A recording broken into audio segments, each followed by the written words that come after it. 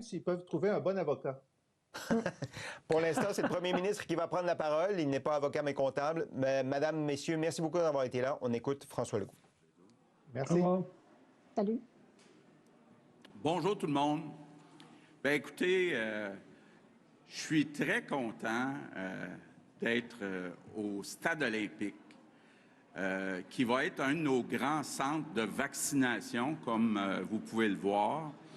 Et je suis ici pour annoncer une grande nouvelle, une nouvelle qui est attendue depuis longtemps. Dès la semaine prochaine, la population en général va commencer à être vaccinée.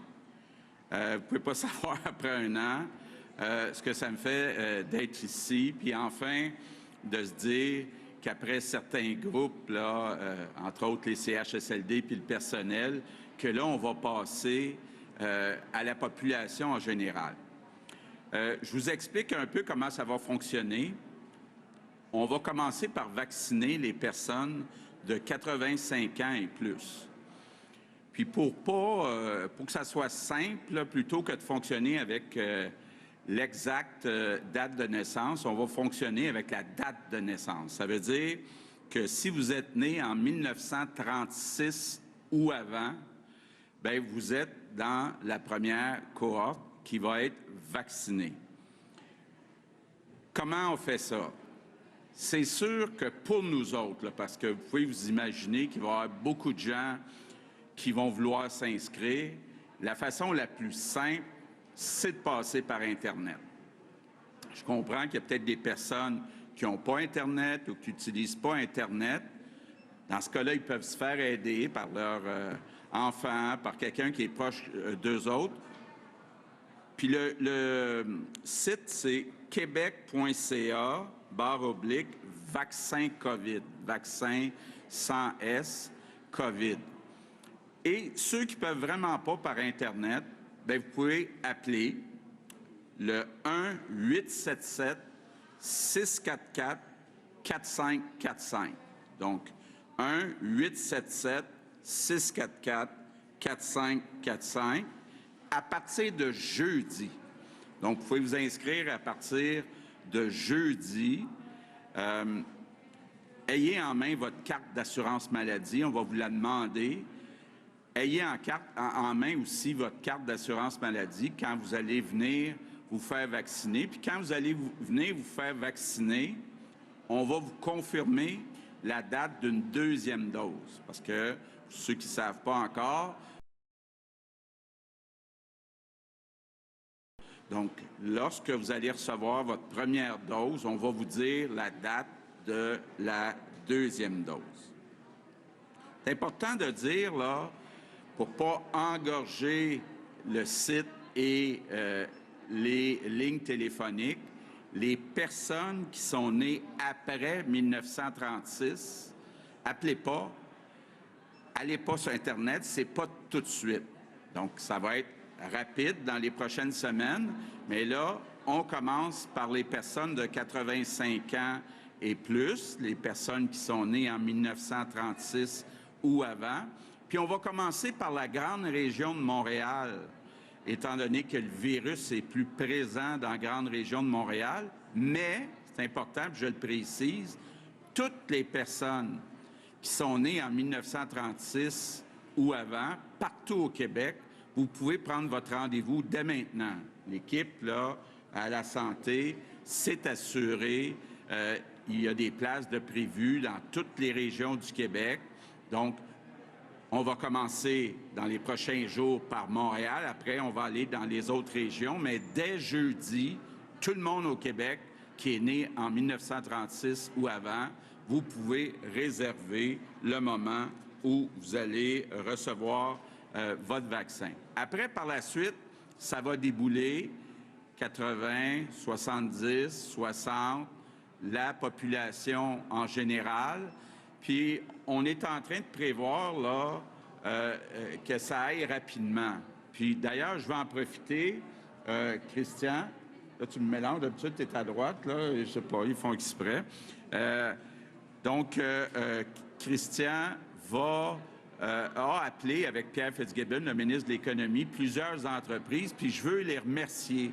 On a demandé aux entreprises, surtout les grandes entreprises, êtes-vous prêtes à recevoir de la vaccination chez vous? Puis on était comme, wow, impressionnés de voir toute la collaboration qu'on a déjà des grandes entreprises. Ça ne sera pas demain matin, mais on va être prêt quand on va être rendu là. Mais tout ça pour vous dire, c'est une grande nouvelle aujourd'hui parce que vacciner, c'est gagner.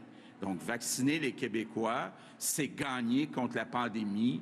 Donc, c'est toute une bonne nouvelle qu'on a aujourd'hui. Donc, on est déjà passé dans tous les CHSLD. On a déjà à peu près la moitié des RPA, donc les résidences pour les personnes âgées qui sont faites. On a presque 200 000 employés du réseau de la santé où c'est fait. Donc, là, ça va s'accélérer dans les autres groupes de la société, mais l'espoir est là. C'est ça qui est important de dire, là. L'espoir est là. On voit enfin la lumière au bout du tunnel. C'est pas trop loin. C'est d'ici quelques semaines qu'au moins toutes les personnes vulnérables vont être vaccinées. Mais il y a un gros mais, là. Il faut être prudent dans les prochaines semaines. D'abord, ce qui est important de dire, c'est que les personnes qui se font vacciner, ça prend 3 semaines avant que le vaccin ait son plein effet. Ça veut dire que les 3 prochaines semaines vont rester critiques. L'autre raison pourquoi il faut être très prudent, c'est à cause des nouveaux variants. On pourra tantôt vous en parler davantage. C'est sûr qu'au Québec, comme à peu près partout dans le monde, le nombre de nouveaux variants augmente et c'est un variant qui est plus contagieux. Donc, c'est encore plus facile qu'avant de l'attraper. Donc, raison de plus pour être prudent, parce qu'en pratique, ce que ça veut dire, là, c'est que si on ne fait pas attention, dans les prochaines semaines, on pourrait voir le nombre de cas exploser. Je veux faire un appel aussi à tous les Québécois. Je sais qu'il y en a qui sont impatients. J'ai eu beaucoup de messages, entre autres en fin de semaine, suite à l'annonce de la semaine dernière.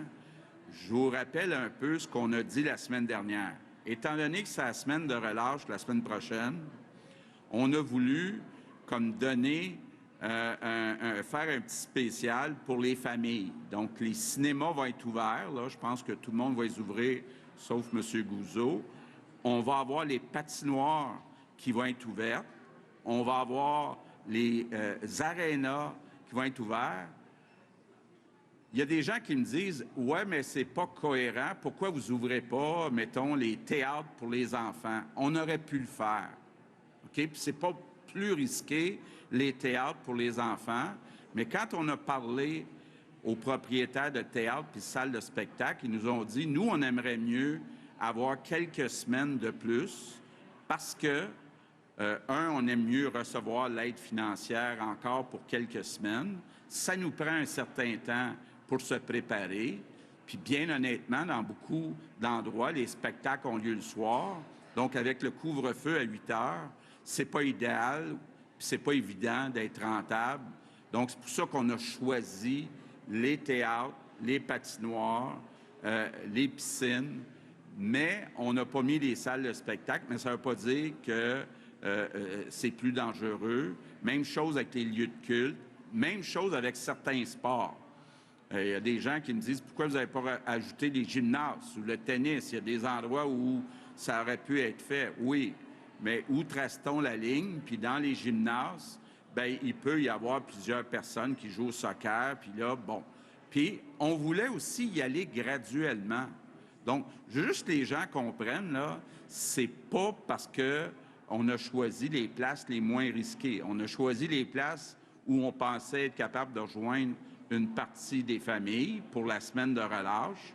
Mais je veux encourager tout le monde. Si ça continue à bien aller, dans les prochaines semaines, on va être capable d'ouvrir les salles de spectacle, on va être capable d'ouvrir les lieux de culte avec des consignes, on va être capable d'ouvrir les sports à l'intérieur.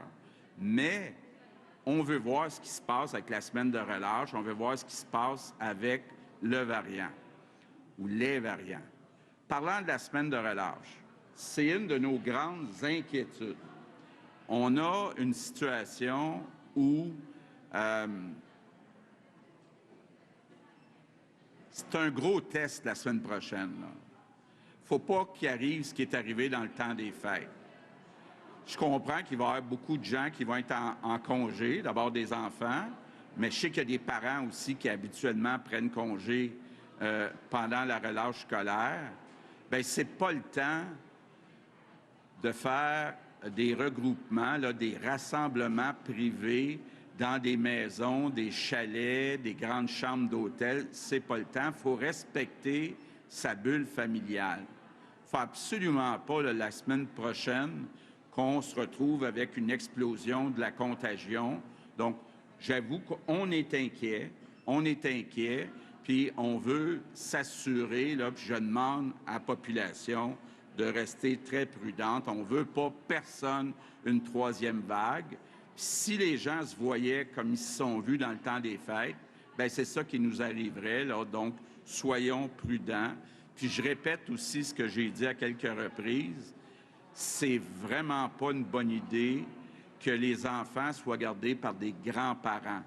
C'est dangereux, c'est contagieux, le virus, et les grands-parents, la plupart, sont très à risque. Donc, je termine en vous disant merci encore une fois. Merci pour les efforts que vous avez faits depuis presque un an. Et je comprends qu'il y a certaines personnes qui trouvent qu'on est trop prudent. Puis effectivement, au Québec, quand on se compare, dans la majorité des cas, on a été plus prudent qu'ailleurs. Mais moi, je suis convaincu qu'à cause de ça, on a sauvé des vies. Donc, il y a eu des vies qui ont été sauvées parce qu'on a été plus prudent. Donc, c'est quand même pas rien. Puis, il reste quelques semaines. Je vous demande encore un dernier effort au cours des prochaines semaines. Donc, lâchez pas. Je compte sur vous. Merci à tous les Québécois. Good afternoon, everyone. We're announcing today Aujourd'hui que nous allons commencer à vacciner la population la semaine prochaine. Nous allons commencer avec les gens qui ont plus de 85 ans. Si vous avez plus de 85 ans, vous pourrez fixer un rendez-vous à partir de ce jeudi-ci. C'est une très bonne nouvelle parce que les vaccins sont notre meilleur espoir pour gagner cette lutte. Le fait de vacciner le Québec, c'est ainsi vaincre le virus. Nous avons déjà vacciné dans tous les CHSLD et nous voyons les résultats. Il n'y a presque plus aucun décès dans les CHSLD. Nous avons également vacciné tout près de la moitié des gens qui vivent dans les résidences pour personnes âgées et nous devrions avoir terminé cette semaine. C'est-à-dire que nous avons vacciné ces résidences, ces foyers et tout près de 200 000 travailleurs et travailleuses de la santé. Il y a donc de l'espoir, mais la bataille n'est pas terminée. Cela prend 3 semaines pour que le vaccin puisse atteindre son plein effet. Il nous faut donc demeurer prudents dans les semaines à venir. Il y a également le risque des variants qui sont davantage contagieux. Les chiffres que nous constatons pourraient changer très rapidement si jamais nous baissions la garde. La semaine prochaine, c'est la relâche scolaire du mois de mars, du printemps. Cela nous préoccupe, je dois vous l'avouer. Il faut éviter les rassemblements pour éviter une troisième vague. Dans quelques semaines, nous aurons vacciné les gens vulnérables. Il nous faut continuer nos efforts jusqu'à ce moment-là et je compte sur vous tous et toutes. Je vous remercie. Merci, Monsieur le Premier ministre. On va débuter la période de questions. Donc, il y a des journalistes présents ici et aussi présents virtuellement. Je vous rappellerai juste de lever votre main sur votre application pour pouvoir poser une question. On va débuter par les questions sur le plancher. Marco Beller-Cirino, Le Devoir. Oui, bonjour, Monsieur le Premier ministre. Y a-t-il un ordre de priorité dans chacun des groupes d'âge qui avantage, par exemple, les personnes atteintes de maladies chroniques ou encore chez qui des facteurs de comorbidité ont été identifiés? Oui, effectivement, il y a ce qu'on appelle les gens à l'intérieur d'un groupe. Les gens qui ont des conditions plus sévères vont... Mais à un moment donné, ce qui va arriver, il faut comprendre que la quantité de vaccins va être vraiment pas celle qu'on a actuellement. Ça va permettre d'y aller avec différents groupes prioritaires en parallèle. Les personnes de 80 ans et plus, de 75 ans, 70 ans et plus, peuvent s'attendre à pouvoir s'inscrire quand sur Internet ou par le biais des lignes téléphoniques. Puis, est-ce que les gens de Montréal où la COVID donne davantage de fil à retordre aux autorités qu'ailleurs au Québec, est-ce qu'ils vont se faire vacciner plus rapidement? Est-ce que, par exemple, les personnes de 70 ans et plus vont avoir accès aux cliniques de vaccination plus rapidement qu'ailleurs au Québec? Je peux peut-être commencer, Marco. La première chose, c'est que on va s'assurer que le processus va très bien avec les 85 et plus. Là, on pense qu'on a, si on élimine les personnes qui ont été faites en CHSLD ou en RPA, 85 ans et plus, c'est à peu près 200 000 personnes. Alors donc, dépendamment... puis vous savez qu'on reçoit à peu près 100 000 vaccins par semaine en ce moment pour les prochaines semaines. Fait que si tout va bien, puis on est capable de bien étaler les 2 prochaines semaines, on devrait avoir complété les 85 ans et plus à l'intérieur de 2 semaines. Ça pourrait aller un petit peu plus vite parce qu'il pourrait rentrer un peu plus de vaccins que 200 000, mais ça donnerait une idée.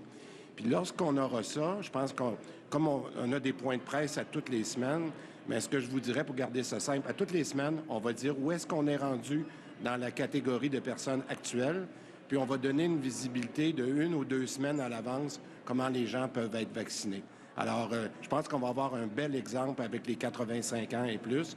Et je le répète, là, de le faire par l'Internet, parce que c'est beaucoup plus facile de prendre votre rendez-vous par l'Internet, faites-vous aider. Mais je pense que l'expérience qu'on va prendre dans les 2 prochaines semaines va nous donner une idée pour les autres catégories d'âge aussi.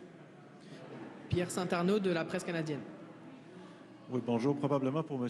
Dubé. Est-ce qu'on a prévu quelque chose pour les personnes âgées qui habitent chez elles, qui sont seules, qui ont des problèmes de mobilité, dans certains cas qui sont pauvres, n'ont pas de moyens de communication, ni même le téléphone? Est-ce qu'on a prévu quelque chose, 1, pour les rejoindre, 2, pour les transporter? Bon, alors, très, très bonne question. L'enjeu qu'on a, puis je pense qu'on l'avait déjà expliqué, mais je vais le répéter, on a des limites avec le vaccin, comme vous savez, entre autres Pfizer, qu'on ne peut pas déplacer. Notre scénario idéal, ça aurait été, comme on l'a fait dans les RPA, d'aller dans les RPA, donc aller chez les gens, ce qu'on ne peut pas faire avec Pfizer, pour des raisons évidentes. Alors, ce qu'on va demander en ce moment pour les gens qui ne peuvent pas se rendre, là, puis il y en a quand même qui vont peut-être se faire aider par des proches aidants ou par des membres de la famille. Donc, le principe, c'est de se déplacer. Pour ceux qui ne pourraient pas le faire, on a demandé à M. Paré de s'assurer avec les organismes communautaires. Puis là, je pense à tous les établissements, tous les PDG sont en train de regarder combien de personnes ne se seront pas inscrites dans les premiers jours. Et là, on va être capable, avec les organismes communautaires, par exemple, on a un PDG ici pour l'Est de Montréal, de tenir compte de l'inscription des gens pour être sûr qu'on va contacter nos organismes communautaires qui pourraient accompagner les gens. Mais le principe, c'est qu'ils doivent se déplacer parce que malheureusement, on ne peut pas amener le vaccin chez eux pour le moment. Peut-être qu'on sera capable de le faire avec un AstraZeneca qui va être beaucoup plus mobile, mais en ce moment, on doit travailler avec le Pfizer. Ma deuxième question, soit pour vous, M. Dubé, ou pour vous, M. Arruda. On a dépassé la période de 2 mois depuis la première dose des premiers vaccins. À quel moment est-ce que vous vous attendez de déployer la deuxième dose? Et à quel point est-ce que la deuxième dose doit venir du même fabricant? Quelle optique est-ce qu'on a sur les nouveaux vaccins qui pourraient arriver, là, puisque pour l'instant, on n'en a que 2 qui sont approuvés? Je vais prendre la première partie, puis Dr Arruda pourra compléter. On est toujours à l'intérieur de nos délais de faire la deuxième dose à l'intérieur de 90 jours. Ça, c'est certain. Alors, étant donné la progression qui va bien en ce moment, bien, la deuxième dose va se faire dans le courant du mois de mars. Puis on va respecter notre échéancier. Je rappellerai qu'il y a plusieurs personnes qui ont confirmé dont plusieurs organisations internationales, commentateurs, que ça avait été la bonne stratégie parce qu'on vaccinait plus de personnes. Maintenant, sur les deux types de fabricants, je vais laisser le Dr Arruda répondre à ça. Il faut comprendre qu'il commence à y avoir des études cliniques qui se font avec une dose d'un vaccin combinée avec une dose d'un deuxième vaccin, habituellement d'une même catégorie ARN. On va suivre ça de très près. Mais pour le moment, actuellement, ce qu'on a comme intention de faire, c'est de vacciner avec le même type de vaccin qu'on a reçu jusqu'à temps qu'on ait des données adéquates pour démontrer qu'on peut effectivement faire l'alternance. François Garriépi, Radio X.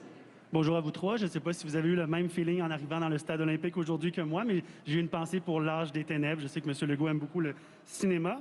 Mais j'aimerais aujourd'hui vous entendre, M. Legault, concernant en fait les gens qui disent que qu'on vous targue d'un certain âgisme. Présentement, on organise la vaccination des personnes âgées au Québec.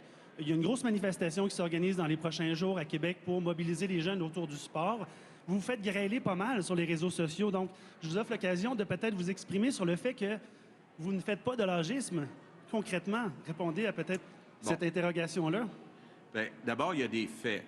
80 des personnes qui sont hospitalisées ont 65 ans et plus. 95 des personnes qui décèdent ont 65 ans et plus. Donc, il y a un fait que les personnes plus âgées sont plus touchées. Évidemment, on demande une solidarité auprès des jeunes, d'éviter, par exemple, d'aller voir leurs grands-parents, de faire attention à la contagion de façon générale. Puis moi, je me dis, ce sont les personnes plus âgées, nos aînés qui ont bâti le Québec d'aujourd'hui. Il me semble qu'on leur doit bien ça, de prendre des mesures de solidarité par toute la population québécoise pour protéger nos aînés. Merci, M. Legault. En sous-question, peut-être une question en lien avec Québec. Je travaille pour une radio de Québec. C'est pas une question sur l'inévitable retour des Nordiques, là, mais c'est concernant le point de presse de hier avec M. Labaume. 7 fois, il a affirmé, en fait, que vous ne disiez pas tout à fait la vérité concernant les changements à propos du tramway de Québec. Le torchon brûle, c'est comme un choc des titans. Pensez-vous que M. Bonnardel est encore la personne désignée pour discuter avec M. Labaume, étant donné qu'il ne veut plus faire de tête-à-tête en compagnie de M. Bonnardel? Okay. Bon, d'abord, c'est tout le gouvernement qui est convaincu qu'actuellement, le projet de transport structurant à Québec peut être bonifié pour mieux desservir les banlieues de Québec. OK? Donc, il y a une partie tramway, il y a une partie bus ou trambus. Au début, la partie tramway devait coûter 2 milliards. Là, la partie tramway, qui est le même tracé qu'au début, coûte 3,1 milliards. On a coupé en conséquence dans les services aux banlieues. Nous, ce qu'on essaye de faire, puis on a essayé de le faire avec M. Labaume, mais là, on est en train de le faire nous-mêmes, c'est de redessiner un projet qui dessert mieux les banlieues de Québec. Donc, c'est ce qu'on essaye de faire. C'est pas une question de personnalité là, de M. Labaume, M. Bonnardel. C'est une question de bien servir la population de Québec. On va passer aux questions en ligne. On va débuter avec Claudia Côté de TVA.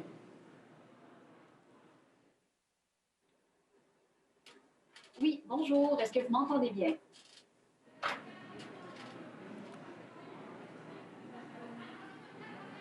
Est-ce que vous m'entendez? Oui, on vous entend. Oui, parfait. Parfait. Alors, j'aimerais savoir, vous avez parlé de concentrer vos efforts dans la région de Montréal pour le moment. Les personnes de 85 ans et plus et même de 80 ans et plus qui sont ailleurs à travers le Québec peuvent s'attendre à se faire vacciner quand? Oui, pour être clair, là, le groupe de 85 ans et plus, c'est pour l'ensemble du Québec. Ce qu'on va faire, parce qu'on voulait vraiment être capable d'avoir une priorité Montréal, la priorité Montréal est vraiment pour la première semaine. C'est-à-dire que quand vous allez appeler jeudi, une personne de 85 ans et plus peut prendre des rendez-vous pour Montréal dans la première semaine et pour le reste du Québec, ça va être dans la deuxième semaine. Alors, on fait une priorité pour que tous les 85 ans soient faits à l'intérieur de 2 semaines, comme je l'ai expliqué tout à l'heure, mais il y aura une priorité pour Montréal dans la première semaine. Merci. Ma prochaine question est pour M. Legault. Vous avez dit dans votre discours que vous aviez été plus prudent à bien des égards. Ça m'amène à vous parler des avis publics. Il y a des recommandations de la santé publique qui ont été dévoilées la semaine dernière. On se rend compte qu'à bien des égards, vous avez été plus prudent que ce que recommandait la santé publique. Est-ce que ça a été une bonne chose de les dévoiler? Est-ce que vous n'avez pas fragilisé la santé publique et particulièrement le Dr Arruda? Bien, écoutez, il faut voir comment ça s'est passé. Les journalistes, les oppositions ont demandé de voir les avis publics. Ils ont demandé ça à M. Arruda. M. Arruda a dit qu'il était d'accord en autant que le gouvernement soit d'accord. Donc, moi, j'ai tout de suite dit que j'étais d'accord. Puis je pense que, de façon générale, c'est important, la transparence. Maintenant, ce que j'ai vu, c'est qu'avant Noël, il y a eu effectivement des avis publics de la santé publique, des avis, c'est-à-dire de la santé publique, qui suggéraient d'ouvrir les salles de spectacle, cinéma, bien, c'est toujours facile de jouer au quart arrière du lundi matin, là, mais quand on regarde ce qui s'est passé après Noël, bien, je me félicite d'avoir pris cette décision-là, d'être plus sévère que ce que recommandait la santé publique, parce que, bon, on peut penser que ça aurait été pire dans nos hôpitaux si on avait ouvert plus de places. Donc, puis encore une fois, là, puis j'en parlais tantôt, quand on parle des salles de spectacle, des cinémas, il y a aussi un message, là. C'est-à-dire que les gens, avant d'aller au spectacle, bien, se rencontrent à la porte. Parfois, vont se rencontrer après le spectacle. Donc, il y a une occasion de contact. Donc, il y a aussi une question là, de message général, un peu plus politique, de dire, soyez prudents, là, la situation est encore très difficile. Ariane Lacourcière, La Presse. Peut-être une question pour M. Dubé. Concrètement, vraiment, en statistique, on reçoit combien de vaccins cette semaine, la semaine prochaine? Quelle proportion est pour Montréal? Et donc, les 80, 70 ans et plus de Montréal vont-ils être vaccinés avant ceux des régions? Le chiffre le plus simple que je peux vous donner, là, puis on va le confirmer à chaque semaine, c'est environ 100 000 par semaine qu'on reçoit. Alors, si vous regardez, là, je pense que dans la 3e et 4e semaine, on monte un petit peu plus que 100 000, mais on a un peu plus que 400 000 pour les 4 prochaines semaines. Donc, pour revenir à votre question, comme j'ai dit tout à l'heure, sur les 85 ans et plus, il y a à peu près 200 000 personnes qui sont nées avant 1936. Donc, pour nous... Qui ne sont pas en CHSLD. Pardon? Qui ne sont pas en CHSLD. Qui ne sont pas en CHSLD et qui ne sont pas en RPA. Alors, on pense qu'avec les 200 000 vaccins qui vont rentrer dans les 2 prochaines semaines, plus le 30 à 40 000 qu'on a en réserve en ce moment, on va être capable de faire très rapidement les 85 ans et plus. Et ça va nous donner une idée un peu quel pourcentage, parce que c'est pas toujours 100 % de ces gens-là. On avait toujours dit qu'on travaillait entre 75 et 80 %. Donc, on commence par Montréal, parce que l'urgence, puis encore une fois, c'est une recommandation de la santé publique, parce que les éclosions sont toujours à Montréal. Donc, vaccinons le plus rapidement nos personnes à Montréal. Et quand les gens vont appeler pour prendre un rendez-vous, par exemple, s'ils sont de la région de Québec ou Sept-Îles, on va leur dire, oui, vous pouvez prendre votre rendez-vous à compter de jeudi, mais on va leur donner un rendez-vous dans la semaine du 8 mars. Puis pour ce qui est des variants, vous en parlez, là, la situation est quand même inquiétante. Il y a de plus en plus d'écoles qui ferment. Bon, là, la relâche est à nos portes. Est-ce qu'il y a des plans aussi pour déployer des tests rapides dans les écoles, justement en lien avec le variant?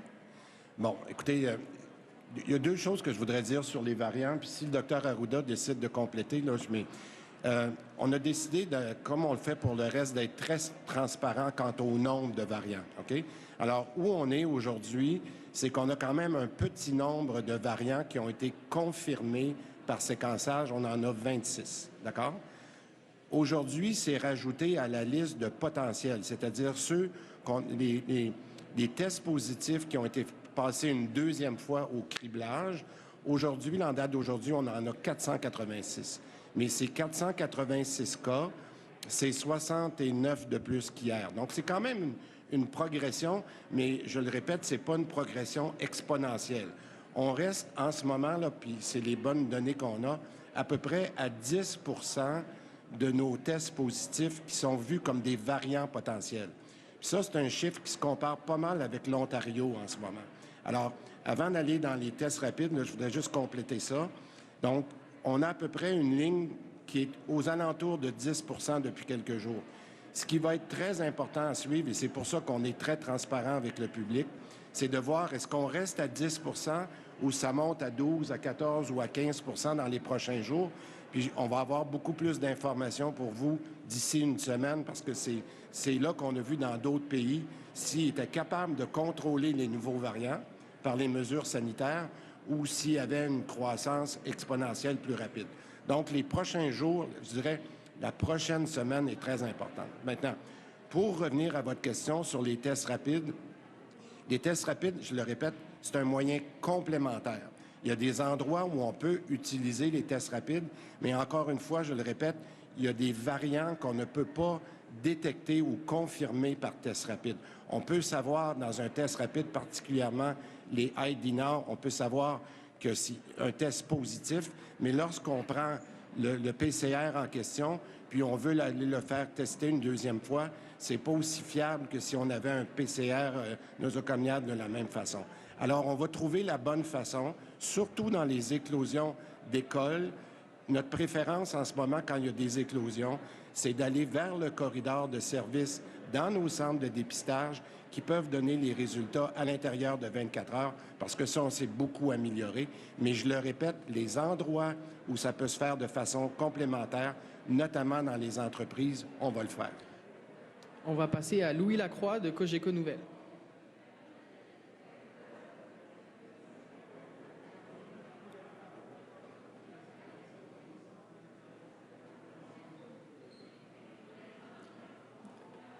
Est-ce que ça fonctionne, Louis? On va revenir après. On va passer à Patrick Belrose du Journal de Québec. Oui, bonjour à tous. Bonjour. Oui, Monsieur Legault, j'aimerais revenir sur le dossier du tramway. Selon le maire Labombe, il y avait une entente de principe qui était conclue avant le temps des fêtes pour un tracé du tramway. Et, toujours selon sa version, vous avez renié, en fait, le gouvernement a renié l'entente de principe qui avait été conclue. Vous pouvez expliquer pourquoi il y a eu un changement à ce niveau-là? Oui. Bien, écoutez, il y a eu en janvier une plus grande consultation qui a été faite et on s'est rendu compte que beaucoup de personnes jugeaient que les banlieues n'étaient pas bien desservies ou pas assez desservies dans le nouveau projet. Donc, c'est pour ça qu'on est revenu à M. Labombe en disant bien, il faut faire des changements au tracé là, qui est proposé.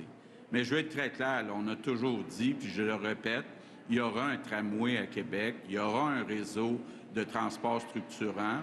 On veut juste que ce projet-là desserve le mieux possible le plus de Québécois. Et sur la question des avis publics, on a vu que Dr Arruda proposait de revenir en classe à 50 donc plutôt que d'alterner une journée sur deux, avoir 50 des classes sur place. Pourquoi pas avoir écouté la santé publique dans ce dossier-là? OK. Bien, je me rappelle très bien des discussions dans ce dossier-là. Effectivement, c'était la première proposition de la santé publique, mais on a discuté de la faisabilité et aussi de ce qui était le mieux pour les élèves, les étudiants.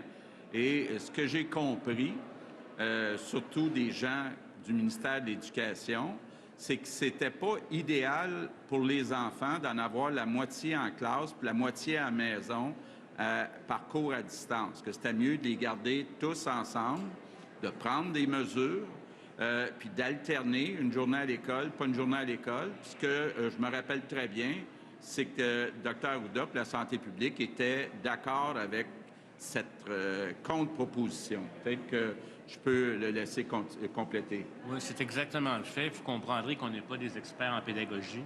Et puis, il y a des questions toujours de faisabilité au niveau des choses. Puis, il y a des gens qui vont dire que, justement, de séparer les classes, c'est pire parce que le professeur doit s'occuper de deux groupes et non pas d'un seul groupe, que la présence en classe est meilleure qu'en télétravail. Fait que c'est des adaptations de nos recommandations.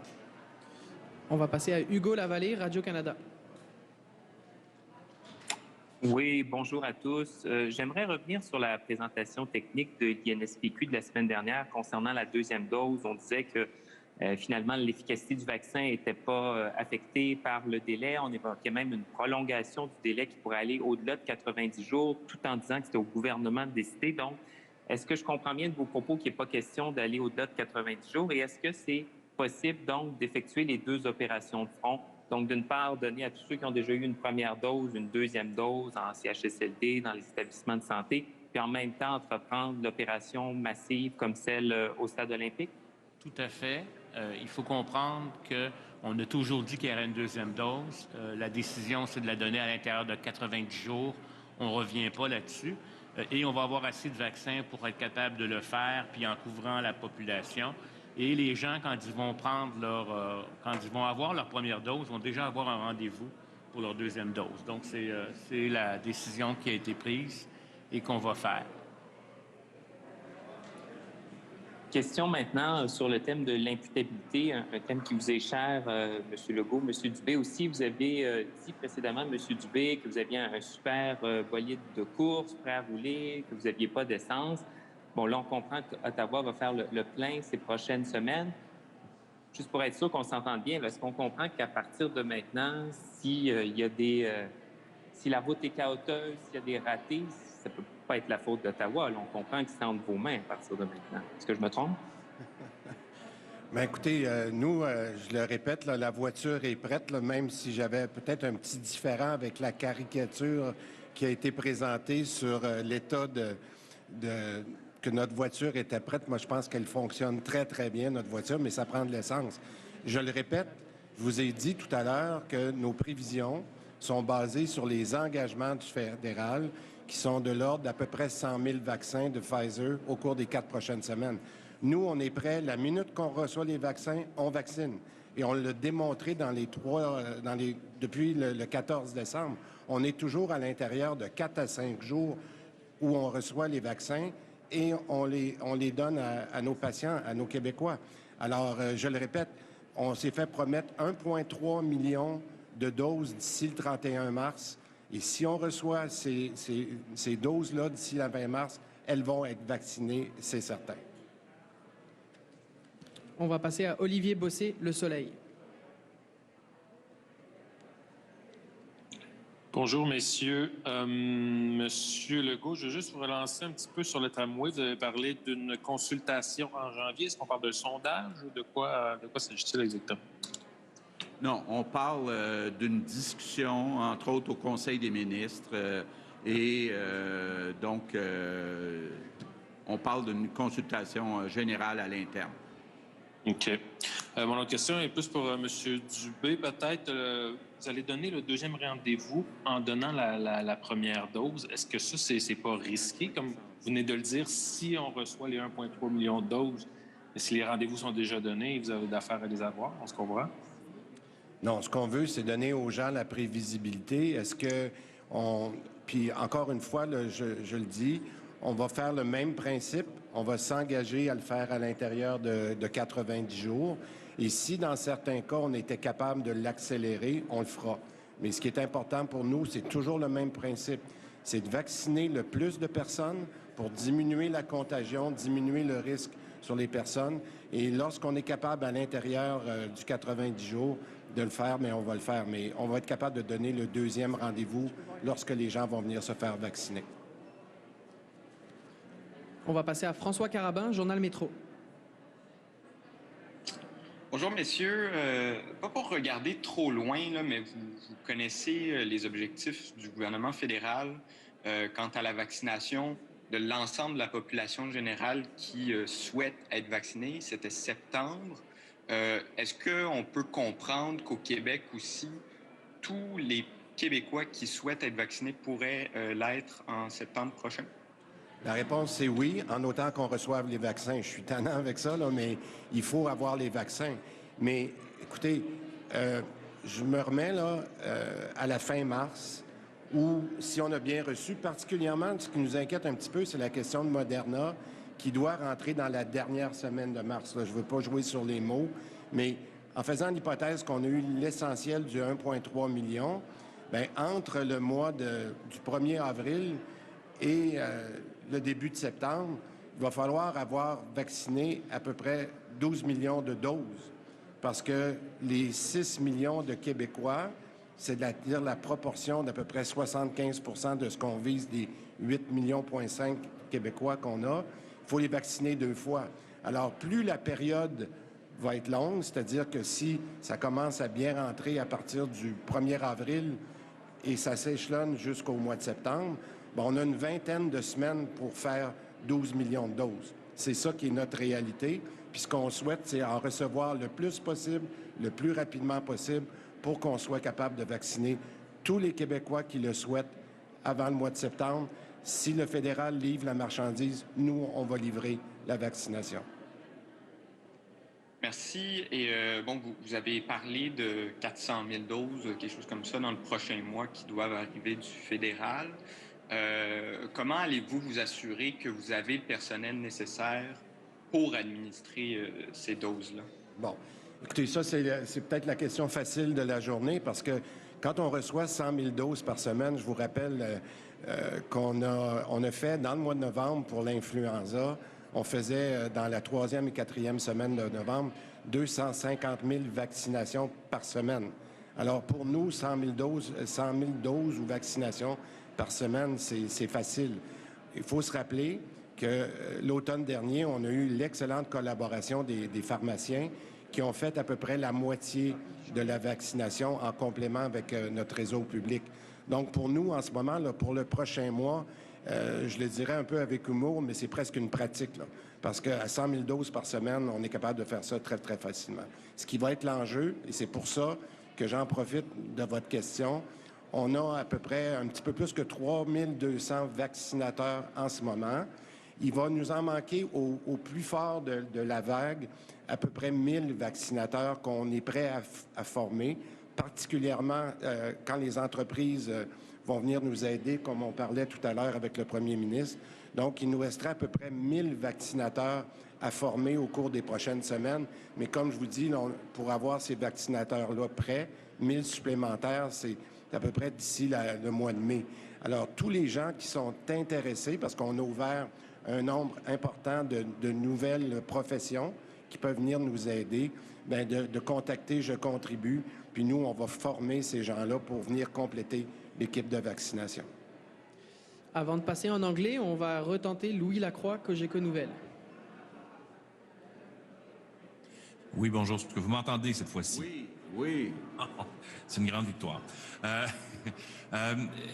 Il semble, bon, évidemment, qu'il y a des cas de nouveaux variants dans différentes écoles, des éclosions dans différentes écoles. Est-ce que vous avez songé à procéder à la vaccination dans les écoles compte tenu justement de ces éclosions-là? Est-ce que, à un moment donné, vous avez songé à dire, bien, pourquoi est-ce qu'on ne vaccinerait pas les enfants dans les écoles, le personnel enseignant également, pour essayer de limiter le risque d'éclosion? Il faut comprendre que la vaccination n'est pas recommandée chez les enfants en bas de 16 ans actuellement, là, sur la base de ce qui a été fait. Donc, et l'objectif de la vaccination est de protéger des complications, donc les personnes âgées, là, et c'est plutôt de protéger ceux qui vont avoir des impacts importants de mort, d'hospitalisation, puis d'impact sur le système de soins, qui est la stratégie développée. De toute façon, on ne serait pas en mesure, avec la quantité d'élèves puis d'écoles, d'arrêter. Puis on ne sait pas si le vaccin aussi arrête la transmission, protège les personnes, ça c'est très important, mais arrête la transmission. Puis j'aimerais passer un message qui est très important. On rentre dans une ère extraordinaire où la vaccination va nous amener la lumière au bout du tunnel. Mais comme le disait le premier ministre, ça prend 3 semaines avant que l'effet soit présent. Et même si on est vacciné à 1 dose, ou même 2 doses éventuellement, il va falloir maintenir des mesures de façon importante comme la distanciation, le port du masque. On a déjà des échos que dans certaines résidences de personnes âgées, depuis qu'ils ont été vaccinés, il y a eu un certain relâchement en se fiant sur le vaccin, qui est bon, qui est efficace, qui va protéger contre les complications, mais qui n'empêchera peut-être pas la transmission. Donc, c'est très important d'attendre, de continuer à appliquer les mesures qui sont recommandées. Merci. Comme deuxième question, est-ce que ça va être, la région de Montréal va être privilégiée à chaque tranche d'âge ou si c'est seulement pour la tranche d'âge actuelle des 85 ans et plus? Bien, on essaie, là, il faut comprendre qu'on essaie d'ajuster en fonction de l'épidémiologie qui est actuellement active. Vous savez, à Montréal, Laval, c'est vraiment, et autour de Montréal, un corps très chaud. C'est pour ça qu'on accélère la vaccination là. Mais il ne faudrait pas que les gens pensent qu'ailleurs, ils ne seront pas vaccinés. Donc, je pense que c'est comme un jeu d'équilibre qui va se faire. Puis, à mesure que, je vous dirais, les doses vont entrer, il va y avoir de moins en moins de différenciation. Mais on pondère, en fin de compte, pour le nombre de cas et pour les populations qui sont plus à risque. We will switch to questions in English. We'll start with Alex Leduc from CBC News. Question? Bonjour. Je ne sais pas qui pourra me répondre, mais 85 ans et plus, c'est la prochaine cohorte, mais certains CIUS nous disent qu'ils commencent déjà à offrir des vaccins ou des rendez-vous à des gens de 70 ans et plus. Peut-être c'est des groupes cibles. Pourriez-vous clarifier, s'il vous plaît, comment la priorisation va de l'avant? Réponse. Je ne suis pas sûr d'avoir compris. C'est très bruyant ici. Je n'ai pas compris tous les détails. Pourriez-vous répéter, s'il vous plaît? Bien sûr. Question. Vous dites que 85 ans et plus, c'est la prochaine cohorte à être vaccinée, mais certains CIUS offrent déjà des rendez-vous de vaccination à des gens qui ont 70 ans et plus. C'est peut-être certains sous-groupes, des groupes cibles, peut-être en soins de longue durée. Néanmoins, pourriez-vous clarifier comment la priorisation se modélise? Réponse. Il n'est pas question de prioriser. La plupart du temps, et surtout avec Pfizer, rappelez-vous, au départ, quand nous expédions ces doses dans les régions éloignées, on ne voulait pas perdre les vaccins. Donc, les CIUS ont pris la décision, plutôt que de perdre les vaccins, ils ont descendu au deuxième palier d'âge. Mais nous ne le verrons pas dans les prochaines semaines parce que maintenant, nous nous concentrons à Montréal et ensuite plus loin en région. Mais l'objectif, c'est toujours de prioriser les 85 ans et plus. Et c'est l'exception que vous citez dans les régions éloignées. Question. Dans la même foulée, comment peut-on s'imaginer les cohortes pour les gens qui ont des vulnérabilités, des systèmes immunodéprimés? Devront-ils attendre leur cohorte d'âge ou pourront-ils peut-être avoir un vaccin anticipé? Comment allez-vous concilier l'âge et les comorbidités? Réponse. Écoutez, il y aura une analyse des vulnérabilités avec un croisement d'âge avant d'aller à la population générale. Question. Mais basé sur quoi? C'est ça ma question. Réponse. Il y aura une publicité, il y aura une campagne d'information qui sera distribuée sur les groupes qui pourront se faire vacciner. We'll go with Jesse Faith. Prochaine question.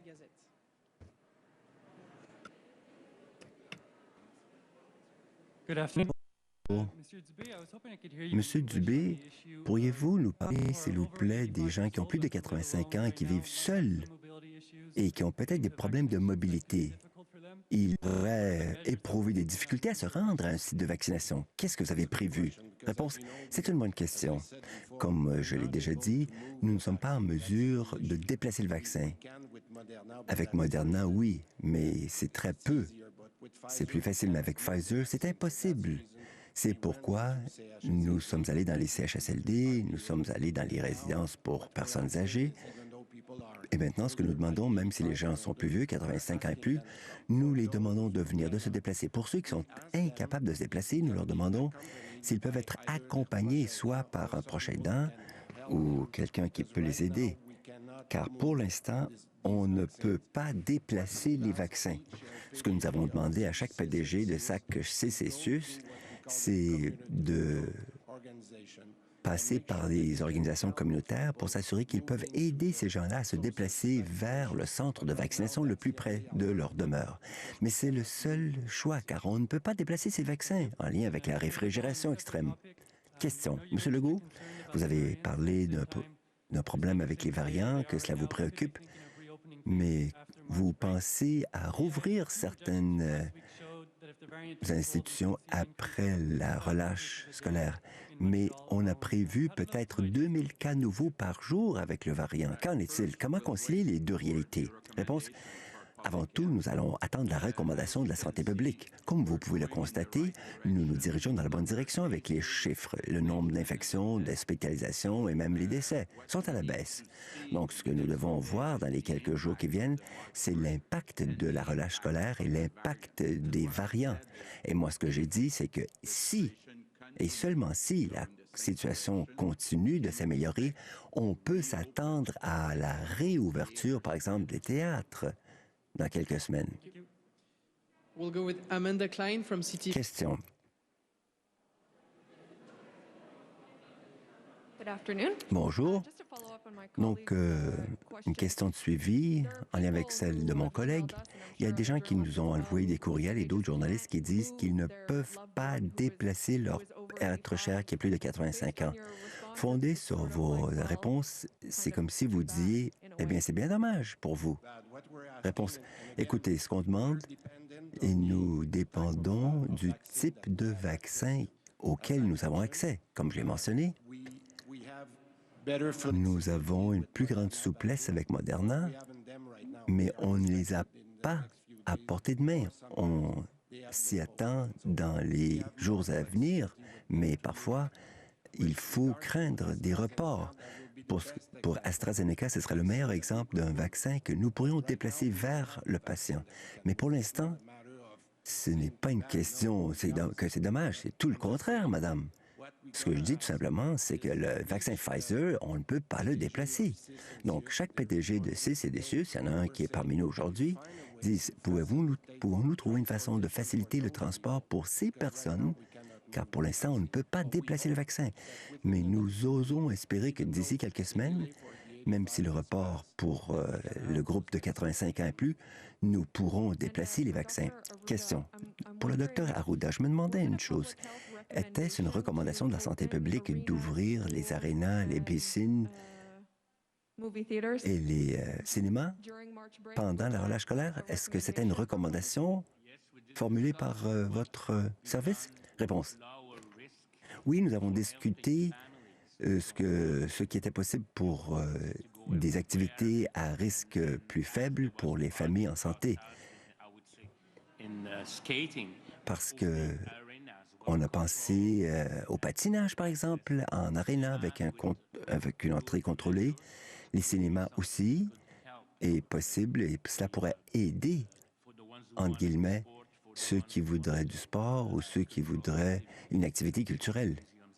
Les musées, tout cela. C'est pourquoi nous avons recommandé cela, mais précisément dans le contexte de la relâche scolaire. Mais je voudrais rajouter, ce n'est pas parce que nous allégeons les restrictions que les gens doivent passer à la fête. Non. Le virus vit en contact. Le moins de contact, le moins de risque de transmission. Et même les nouveaux variants vont réagir de la même façon. Ils ne peuvent vous atteindre si vous êtes en distanciation. C'est donc la raison pour laquelle c'est très important qu'avant qu'on ait une vaccination de masse, de maintenir ces restrictions. Et pendant la relâche scolaire, s'il vous plaît, ne pensez pas à faire la fête. Allez dehors, faites du sport, profitez de l'allègement. Mais n'imaginez pas des fêtes à la Noël où on a connu bien des problèmes. Question.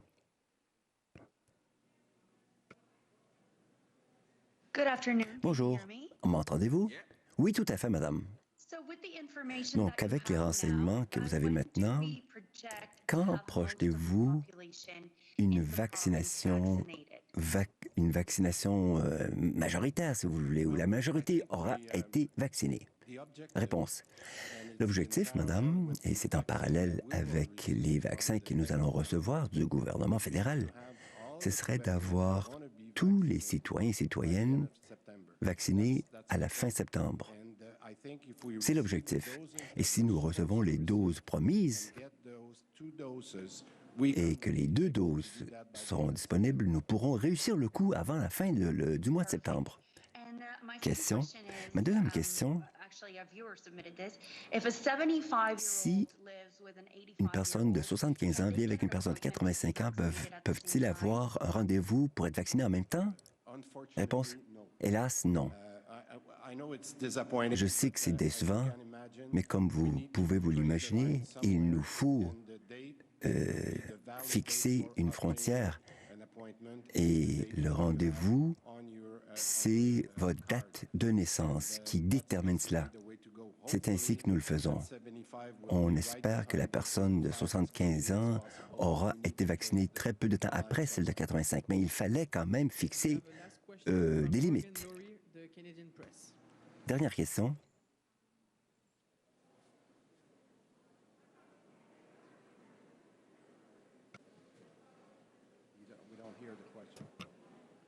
Hello, can you hear me? Bonjour, m'entendez-vous? Okay, perfect. Bon, parfait. I was wondering if you Moi, je me demandais quels étaient vos plans pour s'assurer que la distribution vaccinale soit équitable. À savoir, je sais qu'il y a des préoccupations que les gens des quartiers défavorisés, des groupes racisés, des gens qui sont plus vulnérables, n'ont pas autant d'accès à Internet. Comment vous assurez que les gens qui en ont besoin ne sont pas, repoussés vers la fin de la ligne? Réponse. Écoutez, nous avons une préférence pour des rendez-vous qui seraient pris en ligne.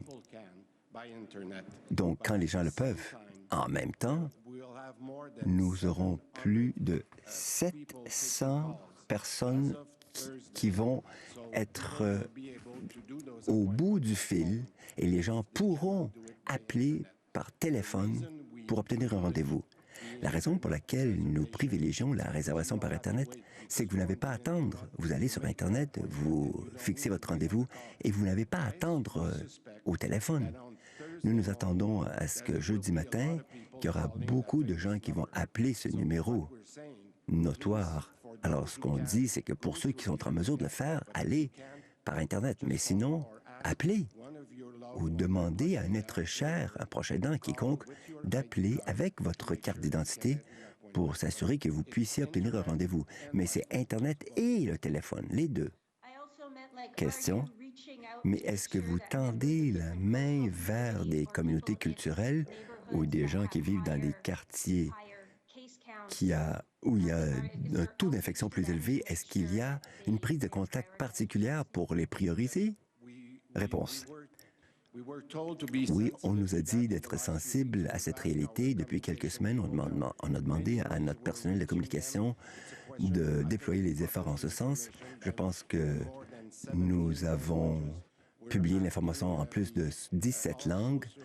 Nous voulons que les réseaux sociaux soient aussi des transmetteurs. Nous voulons que les organismes communautaires puissent appuyer et soutenir les gens et faire une campagne d'information. Nous avons bien des façons pour atteindre ces populations. C'est ce qui met fin à la conférence de presse. Merci beaucoup. Merci beaucoup. Voilà donc cette conférence de presse du premier ministre Legault avec son ministre de la Santé et le directeur national de la santé publique sur la campagne de vaccination massive qui va commencer lundi prochain au Québec. Les gens de 85 ans et plus vont pouvoir commencer dans la région de Montréal lundi prochain à se faire vacciner. Donc, les gens de 85 ans et plus, ce sont les gens qui sont nés en ou avant 1936. Pour ce qui est des gens de l'extérieur de la région de Montréal et qui ont 85 ans et plus, la vaccination pourrait commencer la semaine suivante. Donc, dans la région de Montréal, lundi 1er mars, ailleurs au Québec, lundi 8 mars. À partir de jeudi, ces gens-là vont pouvoir s'inscrire. Alors, là, c'est important, on va mettre les endroits où les gens peuvent s'inscrire, à la fois sur Internet et au téléphone. Donc, il y a probablement des gens qui maîtrisent mal Internet. Donc, par téléphone, vous voyez le numéro qui apparaît au bas de l'écran. Ça, c'est dès jeudi. Il y a un site Internet aussi. Il y a la question, est-ce que un couple qui a 86 ans, par exemple, et 75 ans, peuvent-ils se faire vacciner en même temps? Confusion là-dessus. Le site Internet du gouvernement dit oui, la personne de 75 ans pourrait se faire vacciner si elle accompagne la personne de 86, si elle est âgée donc de 70 ans et plus, et si elle est présente 3 jours par semaine ou plus en soutien à son proche de plus de 85 ans.